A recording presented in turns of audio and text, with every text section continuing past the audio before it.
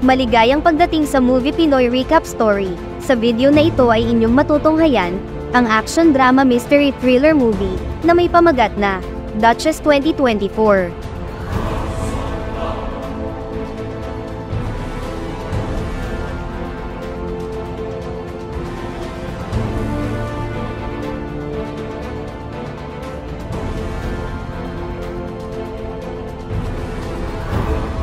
Nagsimula ang kwento sa magkasintahan na sila Robert at Charlotte na makikitang nakakadena ang parehas nilang mga kamay habang nasa loob ng isang umaandar na lumang van.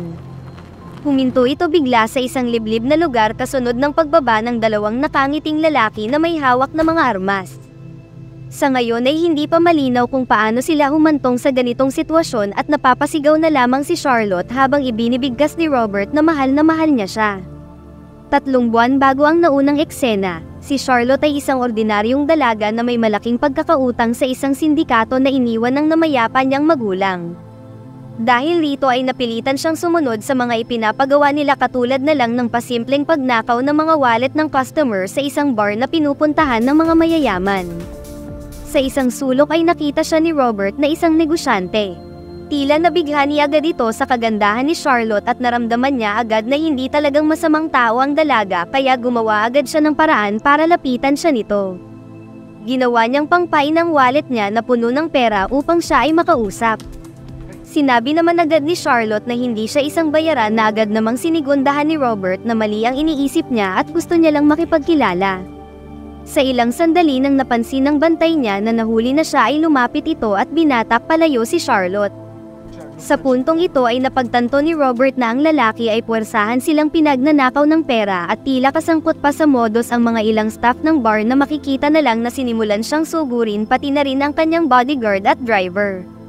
Pagka-uwi sa hideout nila ay sumabog sa galit ang kanilang handler dahil konti lang ang pera na nakuha ng isa niyang kasama. Hindi na nakatiis si Charlotte sa pangmamalupit na ginagawa nito sa kanila kaya lumaban na siya pero wala rin siyang nagawa dahil isa lang din siyang babae na walang kakayahan para may pagtanggol ang sarili. Kinabukasan ay nasurpresa na lang siya nang makita niya si Robert na dinadalaw siya sa ospital. Nalaman na lang din niya na ito na rin ang nagbayad ng kanyang bills at sinabi nito na wala na silang dapat pang alalahanin sa utang niya at ng mga kasama niya dahil siya na ang nagresolba nito. Dito na napagtanto ni Charlotte na talagang sinsero ang lalaking ito sa pagkagusto sa kanya kaya hindi rin naman nagtagal ay tuluyan na rin siyang nahulog dito. Isang araw ay dinala siya nito sa kanyang mansyon at hindi siya makapaniwala na hindi pala simpleng negosyante lang si Robert dahil wala sa itsura at pananamit nito na sobrang yaman pala niya. Kinuha rin siya ng sarili nitong yaya na nagngangalang Maria na agad namang nakasundo ni Charlotte. Isang gabi nang pauwi na sila, may isang grupo ang bigla na lang silang tinambangan sa parking area. Hindi pa malinaw kung miyembro ba sila ng sindikato na pinagkakautangan ni Charlotte noon pero ang sigurado lang ay gusto talaga silang ubusin lahat nito at talagang hinintay pa sila. Habang patuloy na nagaganap ang mainit at umaatikabong bakbakan ay nasorpresa na lang din si Charlotte nang makita na may nakahandang matataas na kalibre ng armas ang driver at bodyguard ni Robert na tila ba sanay na sanay sila sa ganitong sitwasyon. Nang tinangkang patamaan si Charlotte ng kalaban na nasa elevator ay mahigpit itong pinigilan ni Robert at nagpangbuno sila sa maliit na espasyo. Ginamit na rin itong oportunidad ni Charlotte para tumulong sa paglaban kasunod ng mabilisang pagtapos ni Robert dito. Pagka-uwi sa bahay ay sinabi ni Robert na maaaring ang grupo na sumugod kanina ay isa lang sa mga sindikato o gang na gustong nakawin ang dala niyang diamante na nagkakahalaga ng $1,000,000. Dito ay malalaman na ang pangunahing negosyo ni Robert ay ang pag-export ng mga mamahaling uri ng diamante na kinukuha nila direkta sa minahan. Kaya ang naging engkwentro kanina ay tila isang normal na bagay na lamang sa kanila ng kanyang 2 tauhan dahil marami talagang grupo ang nagtatangka sa kanila. Bagaman ngayon lang ito sinabi ni Robert ay lubos naman na naintindihan ni Charlotte na pinoprotektahan lang siya nito at ayaw nang madamay pa. Ngunit ang masaya nilang mga araw ay tila malalagay sa alanganin ng habang si Robert ay nasa factory kung saan nagaganap ang pagsasaayos at pagsuri ng mga bagong mina na diamante ay makikita na lamang na may isang lalaki sa bahay nila ang pinapanood ng palihim si Charlotte habang nag-eehersisyo. Sa kalagitnaan ng pagluluto ni Maria ay napansin niya agad ang lalaki at nang tinanong niya ito kung bakit nandirito siya ay bigla siya nitong dinamba kasabay ng pagkapakapa sa kanyang hiyas. Nakiusap ang yaya na itigil ito pero sinabi ng lalaki na ibigay na lang niya ang kanyang gusto. Mabuti na lamang nang saktong huminto si Charlotte sa pag-eehersisyo upang kumuha ng tubig ay nakita niya ang ginagawa ng nanghimasok na lalaki kaya agad niya itong pinigilan. Ipinahayag nito na huwag na silang magpakipot pa at makipaglaro na lang silang dalawa sa kanya sa kwarto na agad namang ikinabuisit ni Charlotte. Sumubok rin itong bumunot ng armas kaya dito na talaga nauwi sa mas malaking problema ang mga sandaling iyon. Lumalabas na ang lalaking ito ay si Marco na kapatid ng isa sa mga business tycoon na kasosyo ni Robert sa kanyang negosyo kaya malakas ang loob nitong maglabas-pasok sa mansyon. Tila ba alam nito na wala sila Robert sa ganitong oras kaya malakas ang loob nito na pagtangkaan sila lalo pa at tingin nito kay Charlotte ay isang babaeng napulot lang ni Robert sa kalsada. Sumakto din na sa mga oras na ito may biglang hindi inaasahang mga sumugod sa kanilang factory warehouse at nagpaulan sila sa buong lugar at mabilis na tinapos ang ilan sa kanyang mga security guard. Habang nagaganap ang mainit na palitan ng putok nagtaka na lamang din si Robert kung paano natunton ng mga ito ang warehouse gayong nasa liblib na bahagi ito ng kanilang bayan.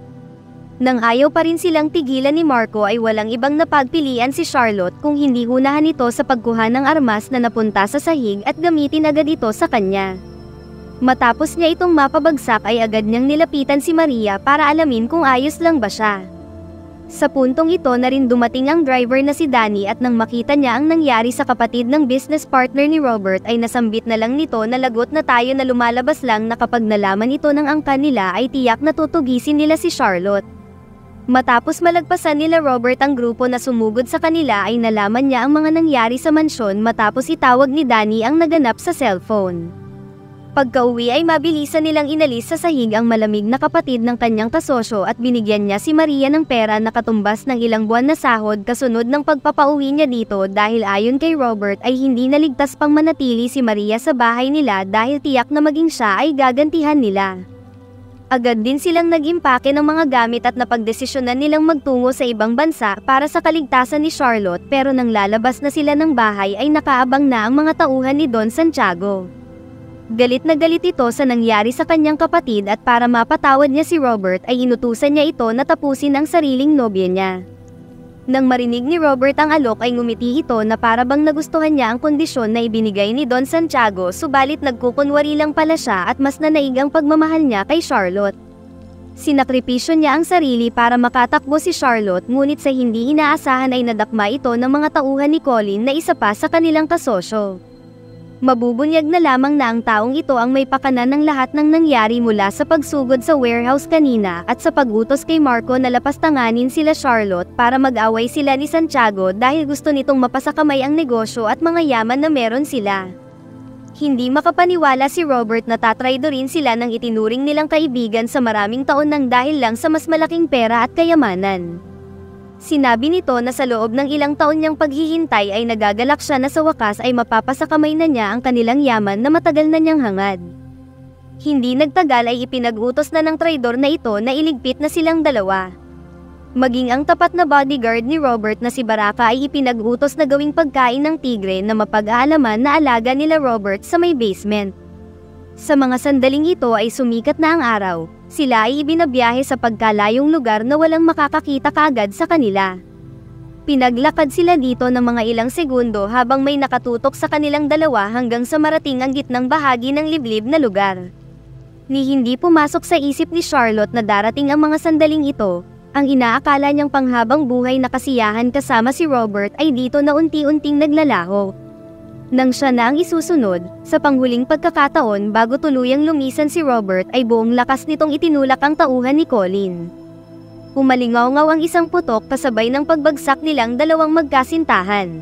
Nang makikita nila na may bumubulwak dito ay naging konklusyon nila na matagumpay na nilang nagawa ang inutos sa kanila ng kanilang boss kaya hindi nagtagal ay umalis na sila. Sa paglipas ng buong maghapon, nang may naparaan na isang eroplano ay biglang nagising si Charlotte.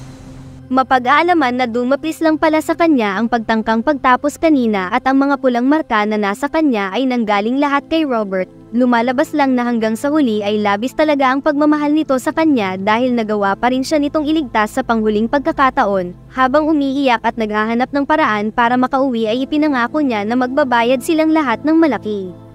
Nang makabalik ay agad siyang naghanda at una niyang tinunton ng lalaking mismong nanguna sa pagligpit kay Robert na si Nacho. Matapos niya itong mahanap sa gabing ding iyon ay walang hirap niya itong nasolo sa isang kwarto matapos niyang magpanggap na kanyang in-order na hapunan. Hindi siya nakilala nito kaya sa pagkakataong ito ay hindi na siya nagsayang ng oras at sa tulong ni Danny na mapag-aalaman na nakatakas ng gabing iyon ay magkatuwang nilang isinasakatuparan ng paghihiganti sa nangyari kay Robert. Nagawa pa nitong makapiglas at makatakas mula sa bintana pero hindi siya tinigilan ni Charlotte hanggang sa tinapos na rin ito ng naparaan na isang truck. Bago pa dumating ang mga pulis ay biglang dumating si Baraka na malalaman na lang din na maswerteng nakaligtas sa tulong ni Danny. Ipinangako ng dalawa na magmula ngayon ay tutulong sila upang mabawi ang lahat ng pag-aari ng amo nilang si Robert na sinamsam ng mga traidor at magmula ngayon ay siya na ang kanilang amo. Wala silang sinayang na mga pagkakataon at sa pangunguna ni Charlotte ay isa-isa nilang tinugis ang lahat ng mga tauhan ni Colin. Sinugod din nila ang isa sa malaking property na pagmamayari ni Robert na ngayon ay ginawang hideout ng ibang tauhan nila. Matapos ubusin agad ang mga pangunahing bantay sa labas ay dito na naging maaksyon ang mga sumunod na tagpo kung saan naging napakatindi ng palitan nila ng mga putok sa buong lugar. Sa ilang sandali ay natagpuan na niya ang isa pa sa lalaking tumapos sa kanyang pinakamamahal na nagngangalang Leroy. Hindi niya ito tinigilan sa pagpukol at sa pagpuntirya dahil sa sandaling ito'y porsigido talaga si Charlotte na makapaghiganti sa lalaking ito. Nang maubos ang kanilang mga bala ay hinabol naman ito ni Charlotte at nang kanya itong matagpuan ay walang takot siyang nakipagbakbakan ng mano-manong puwersa. Tila gulat na gulat ang lalaki na ang inakala nilang nailigpit nila noong isang araw lang ay eto na ngayon at talagang pinahihirapan siya sa kanilang pagtutunggali gamit ang pisikal na lakas lamang. Matagumpay niya itong nag-api at naisakatuparan ang hinahangad niya dito ngunit sa hindi inaasahan, nagkamali sila ng pagkalkula ng oras at nakaresponde ng mas maaga ang pagdating ng mga karagdagang tauhan ng kalaban nila. Nagising na lamang si Charlotte na nakatali sa basement ng sarili mismong mansyon ng yumaong nobyo na sinamsam ng traidor na kaibigan. Hindi ito naniniwala na wala na sa mundo si Robert at pilit siya nitong pinapaamin kung nasaan na si Robert. Kahit ipagsigawan ni Charlotte na wala na talaga si Robert ay hindi sila naniniwala kaya isa-isa nilang ginagawa ang mga bagay na ito kay Danny at Baraka. Maging ang mga kaibigan niyang sumama lang na tumulong ay nakahandang isunod na rin. Habang tuwang-tuwa si Colin ay sinabi niya na ito ang nagagawa ng pera na pwede kang gawing makapangyarihan na hindi ginawa noon ni Robert. Nakangiting kinontra ito ni Charlotte at sinabing hindi sa pagkakataong ito kasabay ng malakas na pagsabog sa pintuan at paglitaw ng mga hindi tukoy na nakaitim na mabilis na inuubos ang mga tauhan ni Colin sa loob at labas ng basement. Lumaban na rin sila Baraka at Danny at dito na tuluyang sumiklab muli ang napakatinding labanan. Dumating na rin sa punto na nagharap na silang dalawa ng sila-sila lamang. Pinatunayan ni Charlotte sa pagkakataong ito na walang kwenta ang yaman kung wala namang mga taong totoong nagmamahal sa'yo na handa kang tulungan kahit walang material na bagay na kapalit. Matapos itong mapabagsak ay malalaman na ang tumulong sa kanila ay si Dave na kapatid niya sa labas na isang sundalo na kauuwi lang sa bansa na buong pusong tinanggap ang alok na tulungan siyang mabawi ang para sa kanila. Hindi rin naman nagtagal nang magkamalay na ang traidor na ito ay sumubok pa itong magmakaawa pero hindi siya nagpauto dito bagkus ay buong gigil niya pa itong sinipa patungo sa lungga ng tigre. Kalaunan ay opisyal na siyang tinawag na Duchess dahil siya na ang bagong namamahala sa lahat ng mga naiwan ni Robert. Hindi na rin maiiwasan na may magtatangka sa kanya na agad naman niyang natutunan na tanggapin at hindi sumuko kahit sino pa silang lahat. Sa pagtatapos ay ating matututunan na hindi lahat ng mga itinuturing nating mga kaibigan ay tunay na may malasakit sa atin pero darating sa punto na mayroon talaga tayong makikilala na masasabi nating totoong mga nagmamahal kaya dapat matuto tayong ingatan at sila'y pahalagahan hanggat nandyan pa sila.